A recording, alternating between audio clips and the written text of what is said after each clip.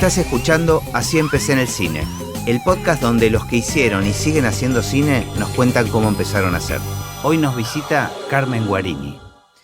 Bueno, como sé que no escuchaste ningún episodio, sí, pero tenés todos es ahí que guardados. quise venir virgen. Está muy bien, era por eso, básicamente. Siempre empiezo con la misma pregunta para todos los invitados, que es si tenés noción en qué momento apareció el cine en tu vida o en qué momento registraste el cine.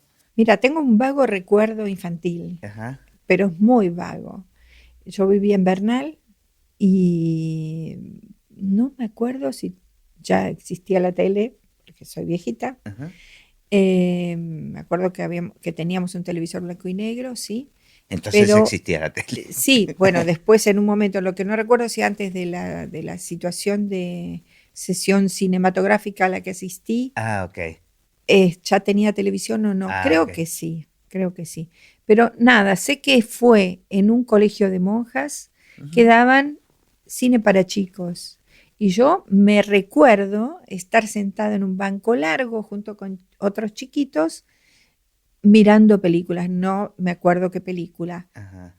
Ahora, yo no sé si eso es una fantasía mía Bueno, para construirme, digamos, claro. un pasado infantil con el cine o no. Claro. Después, los siguientes recuerdos son, viajábamos los fines de semana a Capital, mi tía vivía ahí en la zona de Boedo, y tenía unos primos, así que nos juntábamos todos los fines de semana, nos quedábamos ahí, o sea, viajábamos de la provincia a la capital, Claro. para quedarnos el fin de semana. Mis padres salían y nosotros íbamos al cine Gran San Juan, que obviamente está cerrado, se ha convertido creo en alguno de estos templos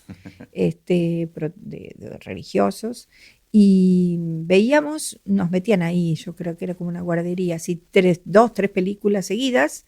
Me Cine acuerdo continuado, en que nos continuo. llevábamos el sándwich de fresco y batata Ajá. para comer.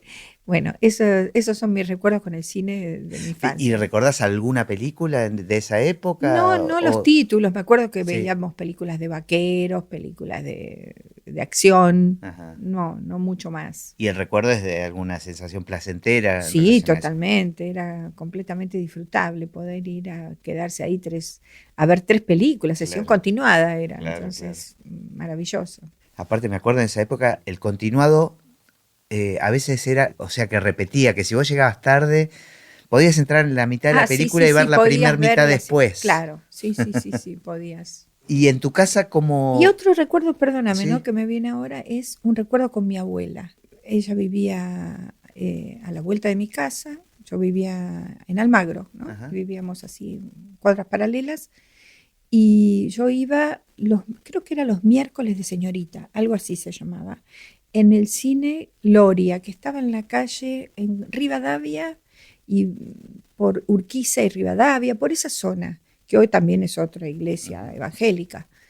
Me acuerdo que iba los miércoles con ella, y de ahí sí me acuerdo haber visto, no sé si es un recuerdo falaz, pero bueno, algo, creo que vi, los muchachos de antes no usaban gomina, no, arsénico. No, arsénico, No, que era la sátira. la original, claro. sí.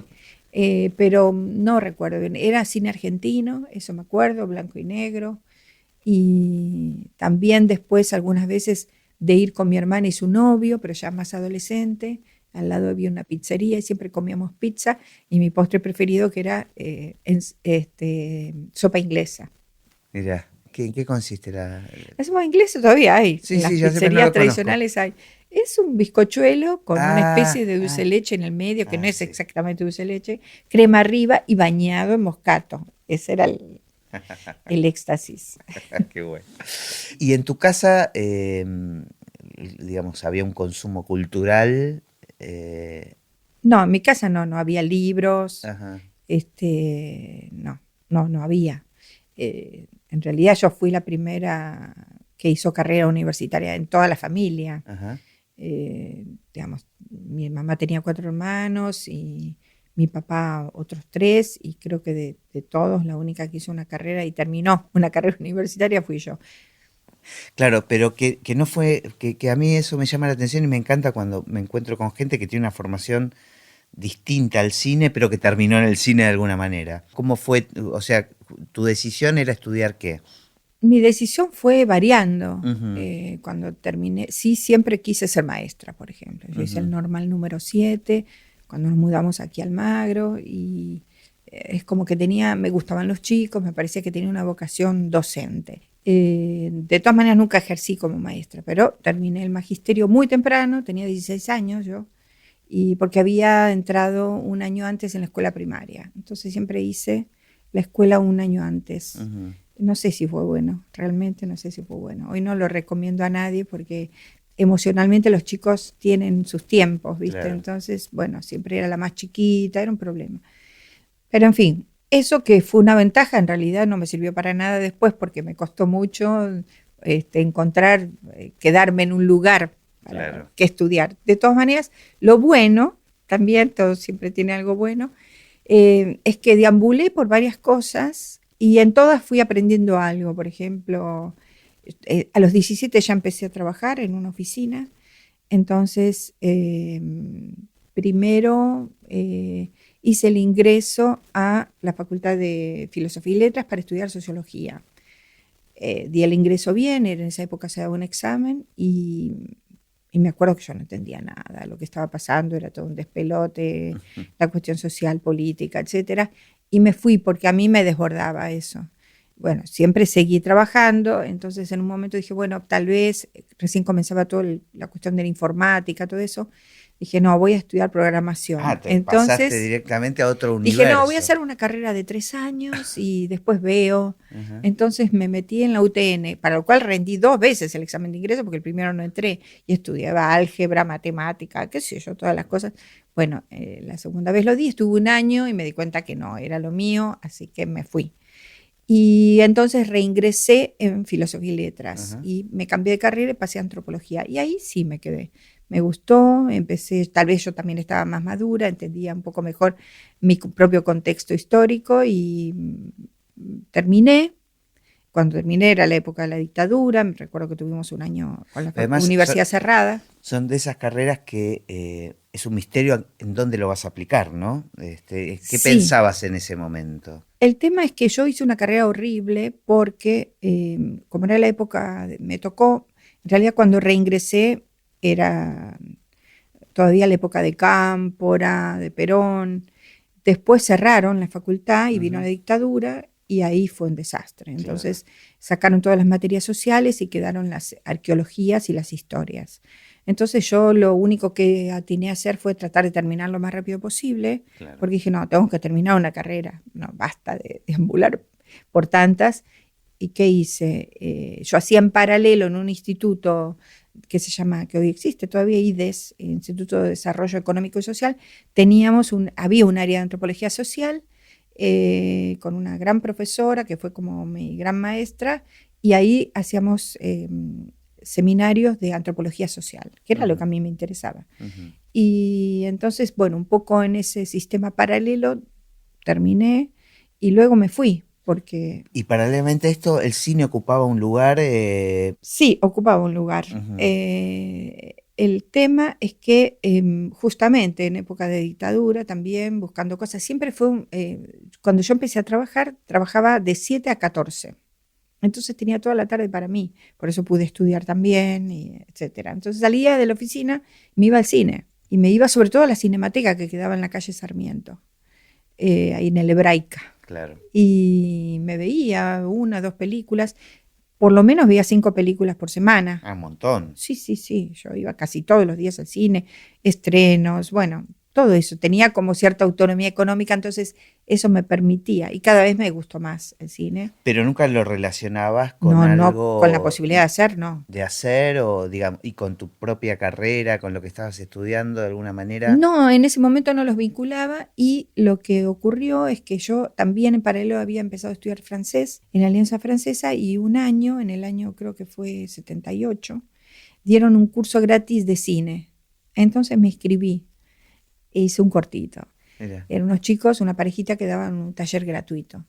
Y me acuerdo haber hecho primero con otra chica, porque trabajamos en equipo, ¿cómo se llama? Como un audiovisual sería, con diapositivas que Ajá. proyectamos con un proyector y todo eso, sobre la Nouvelle Vague, y un cortometraje. Teníamos que hacer en grupo y finalmente lo único que se hizo fue el mío, una especie de ficción muy rara, bueno, es interesante, por ahí la tengo.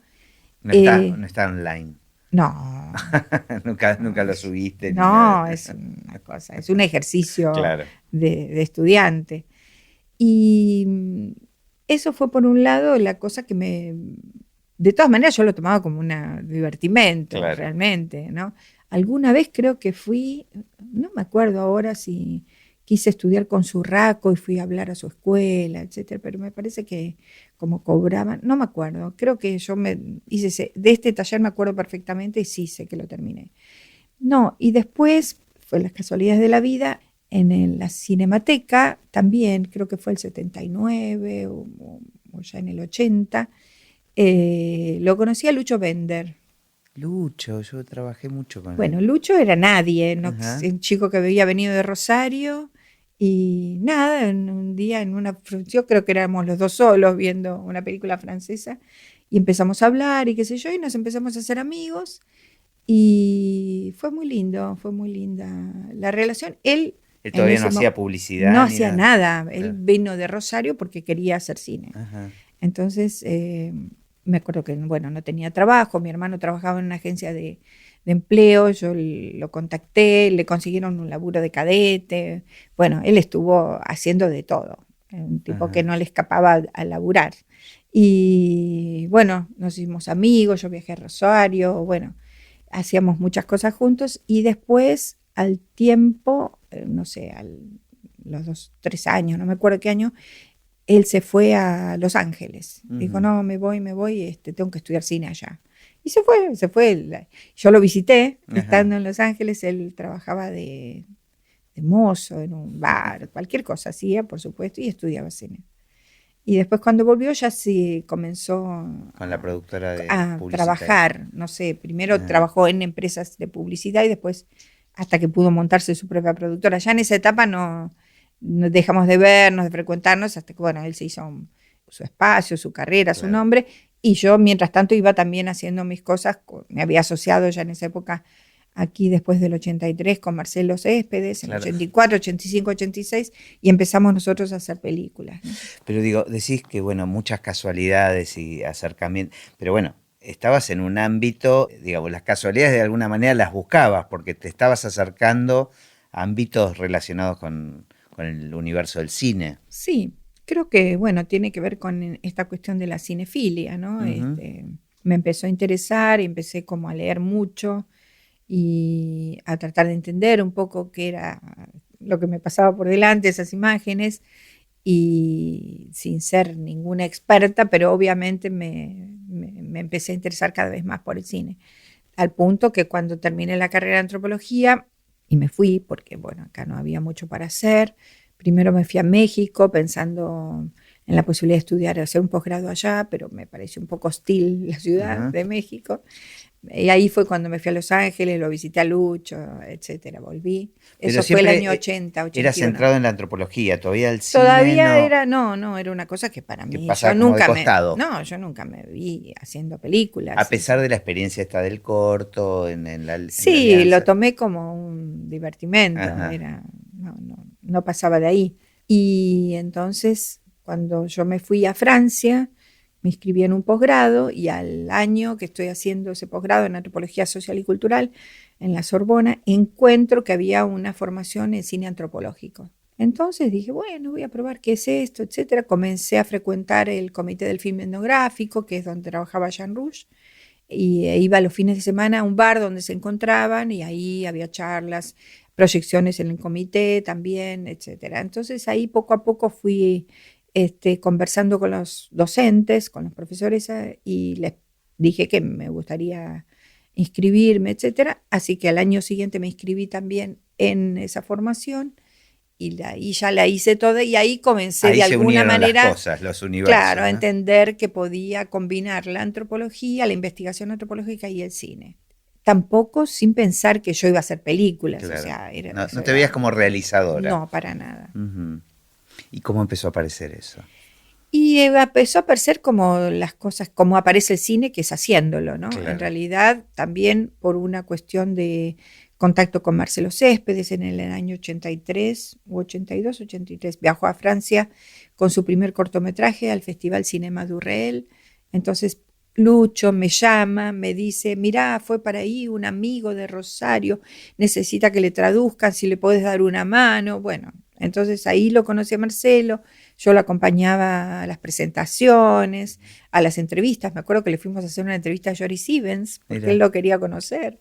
Así que después la transcribí esa entrevista y la publicamos años después en la revista de Peña, me acuerdo.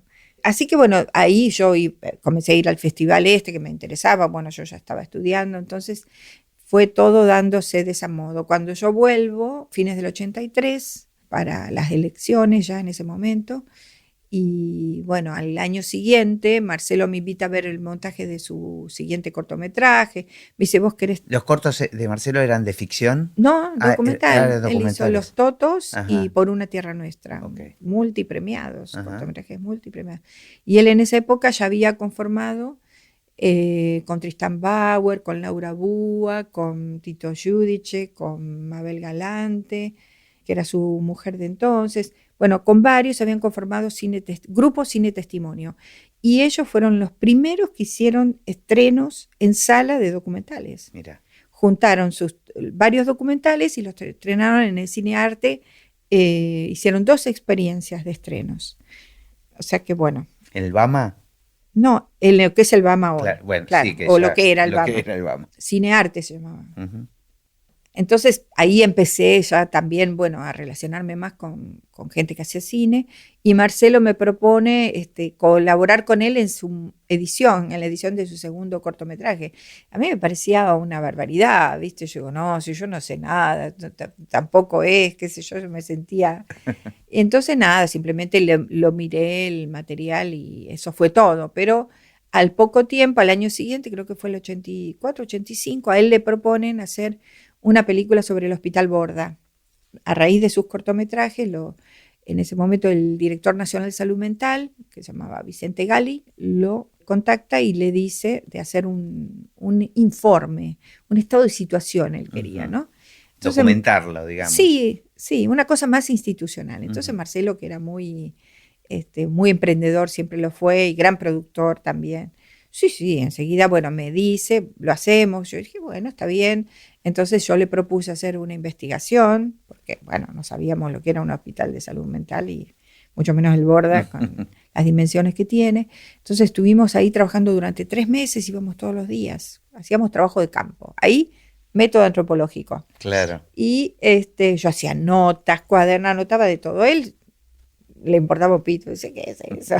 Pero bueno, veníamos y hacíamos lo que llamaba todo el proceso de inserción en el hospital para conocer un poco esa dinámica. Nos sirvió muchísimo porque después tuvimos que filmar como 8 meses después, en realidad hasta que se consiguió el dinero, y entonces filmamos solamente durante un mes en el verano, y fue una película con un tinte muy diferente a lo que se hacía acá y muy diferente a lo que en general se hacía en América Latina hasta ese momento, y a lo que incluso Marcelo venía haciendo. Fue una película más de carácter observacional, si bien había entrevistas, y trabajamos un mes gracias a que habíamos trabajado casi un año antes. Claro. Y me acuerdo que introdujimos al equipo técnico, que eran Andrés Silbart y Carlos Abate. Sí, Carlos me contó anécdotas de ese rodaje. Y durante 4 semanas de continuado fuimos a filmar, eran 16 milímetros, y fue muy interesante el trabajo y muy distinto a lo que se venía haciendo acá, ¿no? Además ahí cobró sentido, o sea, mirar para atrás y ver tu formación, como de repente todo cuaja, ¿no? Es como... Sí. Sin duda. Igual yo me relegaba un poco, me acuerdo, porque si bien yo tenía claro lo que quería hacer, un poco por toda mi formación en Francia y todo lo que ya había venido viendo, etcétera, yo le decía a Marcelo en ese momento que en realidad uno era el que tenía que dirigir el equipo técnico, porque era mucho lío hacerlo entre los dos. Claro. Entonces nosotros discutíamos previamente, antes de salir al rodaje, qué se iba a hacer ese día, que obviamente yo decidía también qué era lo que se iba a hacer, pero el que aparecía como la voz Mira vos, qué manera de relegarse, ¿no? Pero los dos eran directores. Bueno, en ese momento después él me puso como asistente de dirección o no sé qué, y yo ahí me enojé un poco. Bueno, finalmente después la película siempre apareció firmada por los dos, Ujú. porque en la realidad fue lo que fue, Claro, claro. ¿no? Pero bueno, él tenía también razón, porque yo no había querido asumir tal vez un rol Seguro. más de voz de mando. Yo no me sentía con experiencia para asumir esa voz de mando, Claro. ¿no? Y al contrario, yo le decía que para favorecer, porque había momentos que eran muy difíciles de filmar y no se podía estar, no podíamos ni siquiera estar los 4. Había que ser 3 Ajá. y a veces 2. Entonces, digamos, esto, bueno, fue lo que uno también fue adquiriendo con la experiencia, ¿no? Marcelo venía ya de dirigir equipos, él tenía cierta experiencia por los 2 cortos anteriores que había hecho, ¿no? ¿Y qué pasó con la película? ¿No es terminada? Bueno, fue una experiencia interesantísima. Bueno, ahí apareció el tema de lo que hoy sería la inequidad de género, ¿no? Porque claro, como el que aparecía como director era él, las entrevistas, todo se le hacían a él. Pero de todas maneras, bueno, él fue el que tuvo el rol de terminar esa película, de pedirle un subsidio a Antin, Ajá. de llevar digamos, a la Dirección Nacional de Salud Mental a que se pidiera un subsidio al Instituto Nacional de Cine porque no alcanzaba ese dinero para terminarlo. Y él después tuvo la visión de que tenemos que estrenarla, porque él ya venía de la experiencia de estrenos. Lo que pasa es que era una película en 16 milímetros que no se estrenaba en Claro, 16 ¿dónde la milímetros. proyectabas? Y además, ¿qué pasó con la persona que la encargó, que quería una cosa? No, bueno, me acuerdo que la editó Pablo Mari en Cinecolor. Íbamos allí a Cinecolor en la calle, que bueno, no está más el laboratorio. Y estuvimos trabajando a eso, sí, intensamente esa edición, pero teníamos solo 6 horas de rodaje. Increíble. Poco porque habíamos trabajado mucho. Entonces, bueno, tampoco había tanto dinero. Y era material que servía. Todo Claro. sirvió, ¿viste? Hicimos una película de 1 hora, 70 minutos. Ujú. Por eso siempre le digo a mis estudiantes, no hay que filmar mucho, hay que pensar más y filmar menos. Está bueno. La cuestión es que fue muy interesante porque la película finalmente no fue una institucional, no era una denuncia, pero era un poner en evidencia el conflicto de una institución que finalmente encerraba, no curaba, ¿no? En realidad, no era tan conocido en esa época, ¿no? No. Bueno, nadie había filmado dentro del hospital. Claro. De hecho, tuvimos mucha resistencia institucional para filmar, aun cuando nosotros teníamos la autorización. Íbamos con el papel de la autorización a todos lados y en muchos servicios no podíamos entrar. Pero te hago una pausa para volver un poquito al rodaje. O sea, deben haber vivido experiencias intensas, ¿no? Sí, muy intensas y de hecho muy limitantes, te digo esto, ¿no? De obstrucción. Uh-huh. Lo que hicimos fue filmar esas obstrucciones, que eso aparecía por primera vez también en una película. Claro. ¿Entendés? Donde aparecen también los realizadores, golpeando una puerta, que te digan que no, que te impidan, pero ¿cómo? Me acuerdo que Andrés en una de las instancias que filmamos la fábrica de pan, que estaba hecho un desastre, y Andrés filmaba con la cámara en la cintura, con cámara oculta. Y bueno, yo en esa época también tenía muchos pruritos, muchas cuestiones éticas que venían más de la antropología que del cine. Bueno, ¿no? pero era parte. Entonces decía, no, pero eso no se puede hacer, no hagamos esto, tiene que ser una cosa de enfrentarse a la situación. ¿Y qué pasaba con los pacientes? No, los pacientes fue interesante porque, bueno, logramos construir con aquellos que podían estar como lúcidos cierto tiempo en el día, logramos construir una linda relación, Uh-huh. con algunos íbamos a comer afuera, etcétera. Y fue muy interesante. Hubo alguno con el que se estableció relación y en el momento del rodaje la cortó. Uh-huh. Y le dijimos, ok, si no querés, no querés. Otro que lo filmamos, me acuerdo, y se vino a quejar, y entonces después fuimos con el rollito del 16 milímetros, se lo dimos, mira, no vas a salir. Claro. O sea, ese tipo de cuestiones, ¿no? Incluso con lo que sería nuestro protagonista principal, era un hombre... Un paciente, siempre un paciente, porque nosotros pusimos la cámara de realidad del lado de los pacientes. Uh-huh.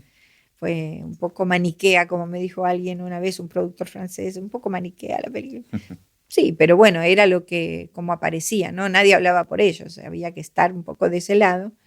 Y entonces me acuerdo, tuvimos una discusión política, ¿no? Porque él me decía, ustedes vienen, filman y se van. Nosotros nos quedamos, puede haber represalias aquí adentro, bla, bla, bla. Bueno, yo le dije, está bien, es tu decisión. Claro. No hablar es perder la oportunidad Claro. de decir ciertas cosas que estaría bueno que se conozcan fuera de los muros, para entender lo que está pasando aquí adentro. Y finalmente él después aceptó. Ujú. Pero fue una interesantísima discusión, lástima no haberla filmado. Claro.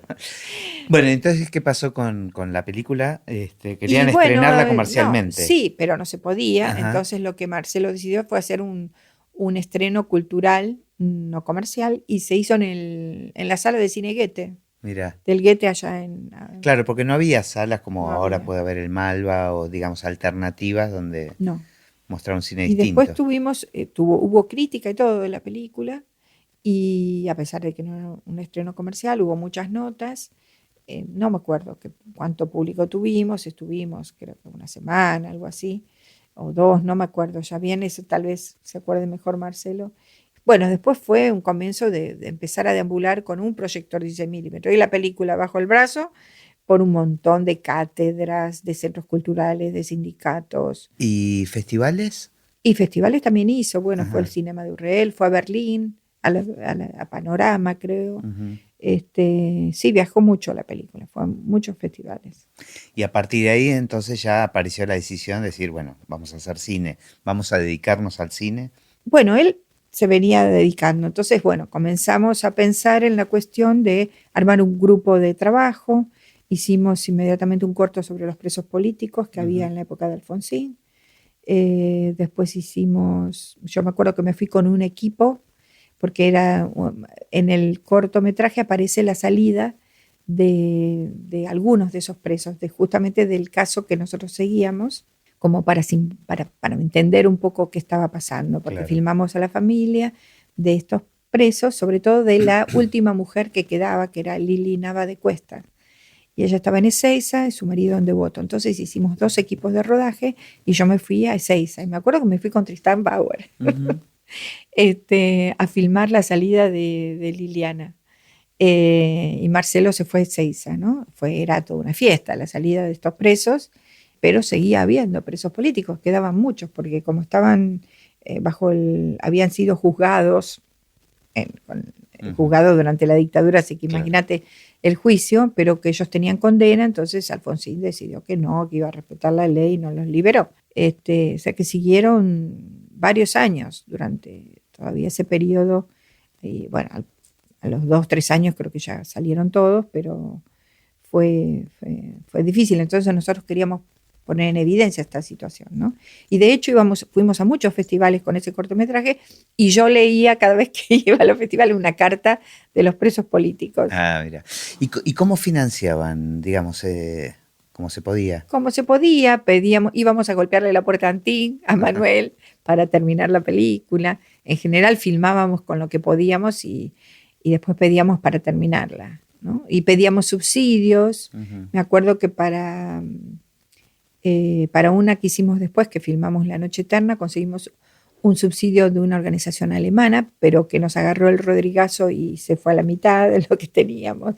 Pero bueno, conseguíamos, por ejemplo, que algunos diputados nos pagaran, de Río Turbio nos pagaran viajes, ATE nos dio alojamiento, el supermercado de la zona nos daba comida, ICF era en ese momento, Yacimientos Carboníferos Fiscales nos dio un alojamiento, una casa, al momento que fuimos al rodaje, porque ahí estuvimos casi 2 meses, en pleno invierno. Era un dislate, un disparate, todo lo que hacíamos sin dinero. Por eso digo, se quejan ahora, pero realmente están en el paraíso, ¿viste? Los documentalistas hoy en día. Bueno, eso creció mucho, además con las posibilidades de exhibición y de Sí. venta del material, ahora Sí, con las sí, plataformas. sí. ¿Y qué sentiste que, digo, si tenés que tirar algo en particular que aprendiste haciendo documentales? Mira, a mí me interesa mucho la cuestión relacional, la cuestión humana. Entonces, esta cuestión de poder instalarme entre la gente me pareció interesante, muy, muy único a través de la cámara, ¿no? es algo, inclusive es como un poder también que te da la cámara que no te lo da no tenerla. Entonces, realmente se establece otro tipo de relación. El asunto es que obviamente eso no es cuestión de usar ese poder, sino de entender que simplemente es como una manera más fácil de comunicarse con el otro. Así que eso me gustó mucho, porque paralelo eran periodos de mucha movilización social. Ahí comenzamos a acercarnos a las madres de Plaza de Mayo, a la asociación, digamos. Entonces, era poder también instalarse en la calle. Hacíamos registros. En ese momento también trabajamos en la Universidad de Buenos Aires, en el Centro Rojas, teníamos como un pequeño área y hacíamos un archivo. Entonces íbamos a todas las marchas, a todos lados, y yo me acuerdo, aprendí muchísimo a manejar la cámara de video, que ya en esa época, después poco a poco empezamos a tener. Claro, la aparición del video también, ¿no? Una cámara de video, sí. Y entonces era instalarse en las marchas y descubrirse haciendo cosas insólitas, increíbles, y fue muy interesante. Para mí sí, significó eso, un crecimiento personal en lo técnico también. En realidad eso es era lo que más a mí me gustaba, y también en la edición. Y después, como poco a poco me fui soltando y dándome cuenta que yo también podía establecer mis propios discursos, mi propia mirada, mi propia narrativa, y ya poco a poco fui yo filmando sola y haciendo mis películas, ¿no? Ajá. ¿Y qué proyecto sentís que fue como más importante o considerás así como un punto de giro, digamos? Bueno, Jaime de Nevares fue para mí un proyecto así muy, muy importante, porque fue como la primera vez que hicimos ese viaje a la Patagonia, hicimos 2 viajes, viajando con don Jaime, y fue muy interesante descubrirlo a él, digamos, una cosa que también me enseñó mucho, la posibilidad de ir, el documental es la posibilidad de ir construyendo a medida que vos vas filmando, o sea, no, es muy difícil a veces establecer narrativas previas. Hoy por hoy, que está todo tan estandarizado y que hay tantas instancias intermedias antes de llegar al rodaje, un poco porque hay una profesionalización de esto, en lo cual nosotros mismos colaboramos un montón a través del Fórum de Coproducción, pero quiero decir, insistiendo mucho en la cuestión de la escritura documental, pero también hay cosas que son previas a la escritura, y es toda esa instancia de investigación, de aproximación a la gente, a la situación, a las historias, y que muchas veces son las que te permiten ir empezando a construir esa historia, o sea, vas filmándome en el camino. Y ahí eso te vas encontrando es muy interesante, porque la cámara empieza como casi a autonomizarse, ¿viste? Llega un momento que vos descubrís cosas que filmaste que no las pensabas, si las hubieras escrito no las hubieras podido filmar. Es decir, hay como un camino así de descubrimiento de una cierta cosa mágica que yo, digamos, lo escuchaba a Rush hablar de estas cosas y me parecía un delirante, ¿viste? Pero bueno, tenía razón. Como que trabaja el inconsciente, ¿no? Mucho. Sí, es que es eso. Es eso. Entonces hay como una película que uno planea, una película que uno filma y una película que uno termina escribiendo en rodaje. Son distintas. Claro. Y a mí lo que me parece más interesante es que en el camino todo eso debe transformarse. Si no se transforma, siempre pienso eso y digo, no hay película. Claro, hay que estar permeable. Y también tiene que haber una transformación personal. Si entre que uno inicia un proyecto y termina la película, no te pasó nada, creo que no hay película. ¿Y en qué momento? Bueno, nosotros nos conocimos por la película de Birri, que es un proyecto, no sé, épico casi que encaraste, porque... Un poco loco. ¿Cómo fue esa historia? Bueno, lo de Birri también fue producto un poco del amor, del afecto hacia Fernando, y también de la improvisación, porque yo no tenía un guión. Simplemente dije, bueno, lo voy a seguir a este loco para entender cómo es esto de filmar algo tan abstracto como la utopía que está filmando, y dónde se ve. ¿Viste? A mí eso siempre me pareció interesante en el cine, sobre todo en el documental, decir cómo se filman los conceptos. Esta, bueno, mi manía del lado de la antropología, que yo venía con conceptos, pero ¿cómo los bajás a la imagen? No es tan fácil. Un concepto como la utopía, qué sé yo, un concepto como, suponete, podés decir la lucha armada, no sé, por decirte algo. Hay muchos conceptos, ¿no? El populismo, ¿cómo lo filmás? O sea, los derechos humanos, la memoria, por ejemplo. Eso me estaba olvidando algo que yo trabajé mucho tiempo. ¿No? La memoria, ¿cómo se filma la memoria? ¿Cómo se filma la desaparición, ¿no? Del otro? Esa idea del desaparecido, que es un concepto también. Claro. Bueno, entonces en el caso volviendo a Fernando, eso, empecé como a seguir a ver qué es lo que él hacía. Y bueno, ese material en realidad en su momento dio para un armado que lo dejé descansar por varias razones, pero sobre todo económicas, porque era un proyecto sin dinero, que lo empecé así porque teníamos los equipos y la posibilidad de seguirlo. Y yo me di cuenta que en ese momento era una película sobre Fernando, no era una película sobre la utopía. Pero en el fondo lo que a mí me había motivado era esto, de filmar esta idea de utopía que él tenía. Y bueno, cuando lo retomé un poco como lo cuento en la película, ¿no? Esta idea de volver a entender también yo misma en un momento histórico mío y de nuestro país que también estaba pasando por muchos cambios, por muchas transformaciones, entender la necesidad de seguir hablando de utopías. ¿En algún momento apareció o siempre estuvo presente esta cuestión que contabas desde el principio, de la enseñanza, de dar clases? Sí, ya me cansé igual, ¿no?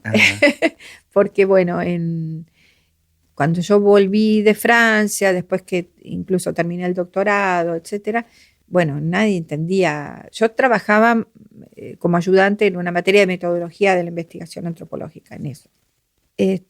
No existía la antropología visual, nadie sabía. Yo decía antropología visual, nadie sabía de qué se trataba. Entonces propuse dar un seminario optativo en la carrera y bueno, me lo aprobaron. Y empecé así, como formando gente. ¿En la UBA era esto? En la carrera de antropología de filosofía y letras, sí, de la UBA.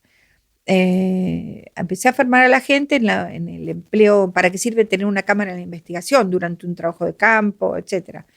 Y no con la idea de que hicieran películas, sino de cómo la cámara, por esto que te decía, esta posibilidad que te da de contacto con el otro, te posibilita un acceso a un cierto tipo de información que no lo da ni la palabra, que lo dan solo los cuerpos. Entonces, digamos, la cámara es ideal para esas cosas, ¿no? Y lo mismo para restituir cierta información antropológica que no la podés transmitir a través de la escritura. Entonces, hay ahí algo mágico, esto del orden de lo inconsciente y del orden de lo misterioso que tienen las relaciones humanas, las conductas humanas, los códigos culturales tan distintos que uno a veces no tiene palabras para traducirlos y no hay por qué traducirlos. Entonces, nada, empecé con esos seminarios, empezó a formar gente, etcétera, y yo seguí, iba cambiando los programas, porque bueno, a veces me aburría dar siempre lo mismo, etcétera. Y bueno, de esto imagínate, en el año 92 creo que empezaron los seminarios, después se fue transformando, fui formando equipos que algunos se fueron desarmando, otros se fueron consolidando y ahora estos últimos años se terminó armando un equipo muy interesante con una gran amiga que soy, una antropóloga que hizo el seminario en su momento conmigo, Marina Gutiérrez de Angelis, y un poco es ella la que está a cargo. Con ella pudimos armar un área o lo que llamamos programa de antropología visual. Y digamos, yo empecé obviamente cada vez a dar menos clase porque la verdad que yo estaba cansada y estoy cansada de dar clases de antropología visual y bueno, y ella comenzó a darle una impronta a nivel de lo que es la teoría de la imagen, la antropología de la imagen, antropología de la cultura visual, y hoy es como sin perder de vista, ¿no? Eso que se llama la parte más metodológica de este campo de investigación.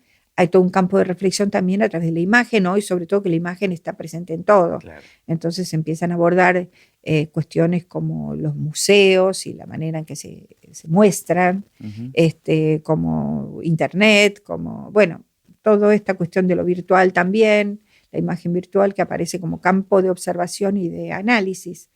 Así que en realidad se transformó en una cosa muy interesante.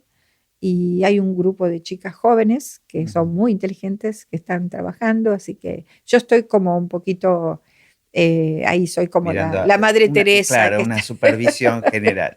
Bueno, pero Sí. me da el pie perfecto para la última pregunta, que también es común a todos los invitados, que es, ¿cómo ves el futuro del cine? ¿O qué crees del futuro del cine? ¿Hacia dónde va? Mira, yo creo que el cine es como los libros, digamos, las películas son como los libros donde no desaparecieron Ujú. porque se inventó el ebook. En ese sentido creo que es una experiencia única realmente ver películas en sala, en la oscuridad de una sala, de manera colectiva, en fin, son procesos que se van a ir transformando, pero no van a desaparecer del todo, me parece que no. Creo que antes vamos a desaparecer nosotros por el cambio climático que el cine. Probable. Entonces, de todas maneras es cierto que, bueno, las conductas han cambiado. Yo misma miro cantidad de películas en mi casa, en Netflix o en otras plataformas, y a veces digo, no, ¿qué estoy haciendo? Pero bueno, la cuestión también de los tiempos, de la facilidad que te da eso, ¿no? De la posibilidad incluso de ver más Claro, y de el acceder a acceso. cosas que no tenés en las salas. Ujú. Entonces, hasta me compré un mini proyector para ver películas más grandes. Ujú. Porque como dice Godard, el cine es algo que se ve mirando para arriba, ¿no? Y la televisión es algo que se ve mirando para abajo. Así que bueno, no pienso lo que pasa es que también hay que entender qué es el cine, ¿no? Y hay que seguir preguntándose qué es el cine, porque hoy el cine, esto es una discusión que tengo con mis colegas de EDAC, o que a veces no tenemos, porque bueno, por ahí hay cierto sector de la industria que tiene el concepto y la idea, y esto yo lo veo también en mucha de la producción que se hace, como que hay que hacer películas, ¿no? Ujú. Bueno, yo sinceramente no siento la necesidad de hacer todo el tiempo películas. Creo que hago películas cuando me parece que tengo algo interesante para narrar, para hacer circular, para expresarme, pero no hago películas porque sí, no hago películas para psicoanalizarme, digamos. Digo, hay cosas que me parece que son un exceso, que tienen que ver con la facilidad también al acceso a los medios mismos de producción. Sí, sí, y con una Eh, industria, digamos, Sí, ¿no? y la industria, por otro lado, con esta cosa de que, bueno, por otro lado yo digo, bueno, también se tienen que seguir fabricando películas porque esto mueve la otra parte. Claro. Pero hay que también ser amplios y entender que el cine hoy es muchas cosas, ¿no? Y que el cine está en los museos, puede estar en una exposición de arte, puede estar... Todo es, de algún modo, cine, me parece a mí. Ujú. No es que solo las películas de largometraje de ficción son cine, no. Entonces, en esa variedad, en esa diversidad, incluso en la exploración, hay mucho cine ensayo, que me parece que es lo más interesante porque eso mueve los límites del lenguaje también y las posibilidades del lenguaje, no quedarse anclado en la narrativa clásica, por ejemplo, que me parece hoy por hoy sumamente aburrida. Me parece que hay que tratar siempre de ir a los límites. Y ahora con los cambios tecnológicos, me parece que eso permite mucho llevarlo para ese lado, ¿no? Digamos, Sí, sí, digamos, es interesantísimo porque eso es lo que tenemos que explorar, ¿no? Pero bueno, también están estos condicionantes económicos que nos da el sistema capitalista, que bueno, vos tenés que ser productivo y tenés que tratar de producir un mensaje que pueda circular, etcétera, etcétera. Bueno, hay cosas que sí, hay cosas que no. Y todo me parece a mí que es cine, todo para mí entra en esa categoría, ¿no? Yo no discrimino, creo que el uso de la imagen hoy realmente nos amplía las fronteras del conocimiento, no importa cómo se haga, ¿no? Entonces, para mí hay que apoyar todo. Está buenísimo. Bueno, me encantó. Sí. Muchas gracias. Bueno, de nada.